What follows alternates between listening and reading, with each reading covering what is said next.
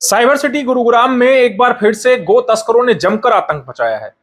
देर रात 3 घंटे तक गुरुग्राम में 80 किलोमीटर पीछा करने के बाद आखिरकार 4 गो तस्करों को पुलिस की मदद से पकड़ लिया गया, लेकिन 2 वांटेड गो तस्कर मौका देखकर फरार हो गए।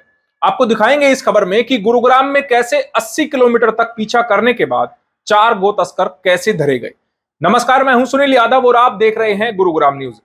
भले ही हरियाणा में गो संवर्धन और संरक्षण एक्ट बना दिया गया हो, गो तस्करी पर, गो हत्या पर भले ही हरियाणा सरकार ने रोक लगाने की कोशिश की हो, लेकिन ये रोक केवल कागजों में ही नजर आ रही है, क्योंकि गुरुग्राम में आए दिन गो तस्कर सड़कों पर आतंक मचाते हुए दिखाई देते हैं।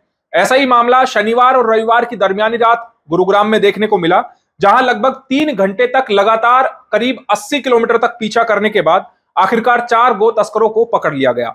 दरअसल गौरक्षक मोनू मानेसर की टीम को और बजरंग दल की टीम को सूचना मिली कि गुरुग्राम के बादशाहपुर इलाके में वाटिका चौक के पास से एक पिकअप वैन गुजरने वाली है, जिसमें गायों को भरकर मेवात ले जाया जाएगा और उनको गोकशी की जाएगी।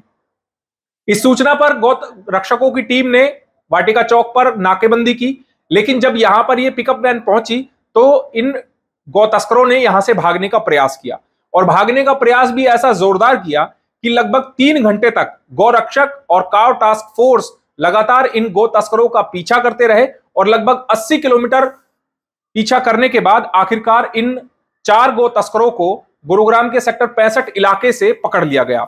दरअसल जो गोरक्षकों ने जानकारी दी है उसके मुताबिक वाटिका चौक पर रात तकरीबन 12 बजे ये पिकअप वैन आई, जिसमें गायें भरी हुई थी।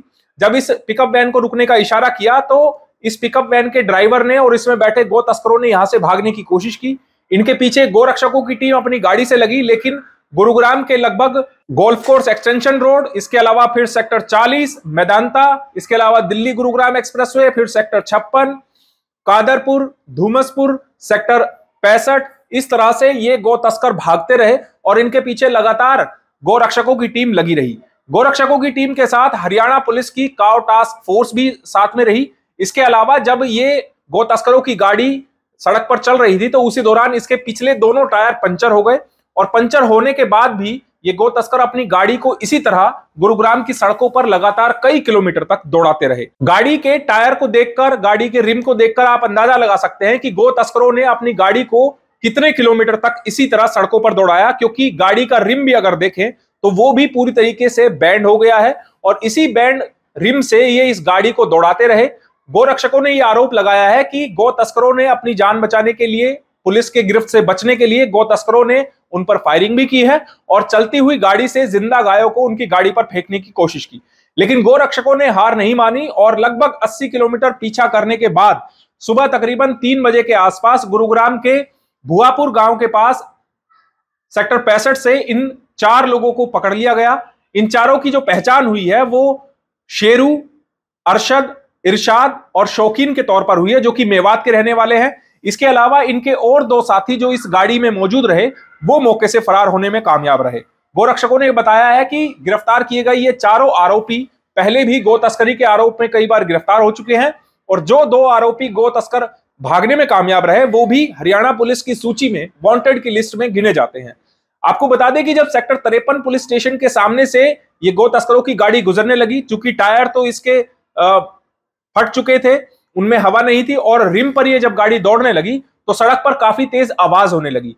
इस आवाज को सुनने के बाद सेक्टर 53 पुलिस थाने की एक टीम जो कि सड़क पर गश्त कर रही थी वो भी इन गो तस्करों के पीछे लग गई, और कई किलोमीटर तक उन्होंने भी पीछा करने के बाद इन गो तस्करों को पकड़ने में सहयोग किया और सेक्टर 65 इलाके में इन गो तस्करों को धर दबोचा। लेकिन अंधेरे का फायदा उठाते हुए 2 गो तस्कर मौके से फरार हो गए। अब इन 6 के 6 गो तस्करों के खिलाफ गुरुग्राम के सेक्टर 65 पुलिस स्टेशन में शिकायत दे दी गई है। इस मामले पर एफआईआर दर्ज कर ली गई है। साथ ही आपको यह भी जानकारी दे दें कि गो तस्करों की इस गाड़ी से एक अवैध देसी कट्टा भी मिला है। एक जिंदा कारतूस भी मिला है, जिससे ये गो तस्कर गो रक्षकों पर फायरिंग भी करते हैं और इसके अलावा जो पुलिस की टीम भी इनके पीछे होती है उनसे भी ये मुकाबला करते हैं। आखिरकार इन 4 गो तस्करों को पकड़ने के बाद पुलिस ने राहत की सांस जरूर ली है, लेकिन जो फरार 2 गो तस्कर हैं उनको भी जल्द गिरफ्तार करने का दावा किया जा रहा है।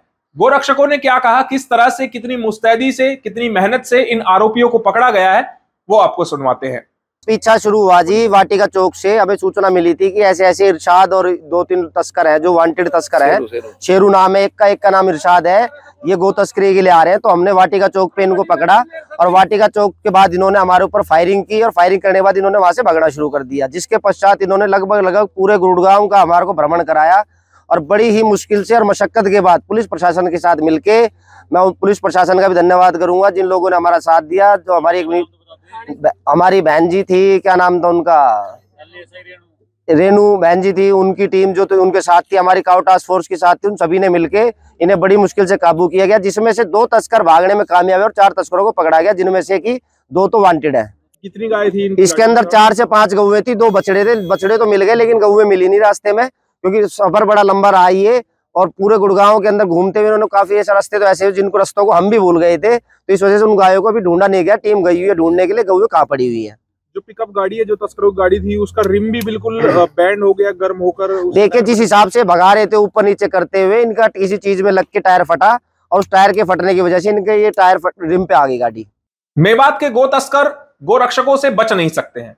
लगातार गो रक्षक ऐसे गो तस्करों को पकड़ते हैं जो गोकशी करने के लिए गो तस्करी करते हैं, लेकिन बावजूद उसके मेवात के रहने वाले ऐसे गो तस्कर अपनी इन हरकतों से बाज नहीं आ रहे हैं कि हरियाणा में सख्त कानून बनाए जाने के बावजूद भी वो गौ तस्करी करते हैं और गायों को काटते हैं।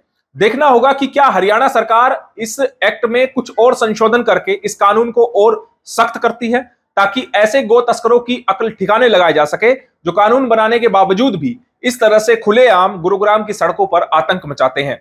इस खबर के बारे में आप हमें अपनी राय कमेंट करके जरूर दीजिएगा। साथ ही साथ आप इस खबर को जरूर शेयर कीजिएगा ताकि सभी लोगों तक सही जानकारी सही समय पर पहुंच पाए।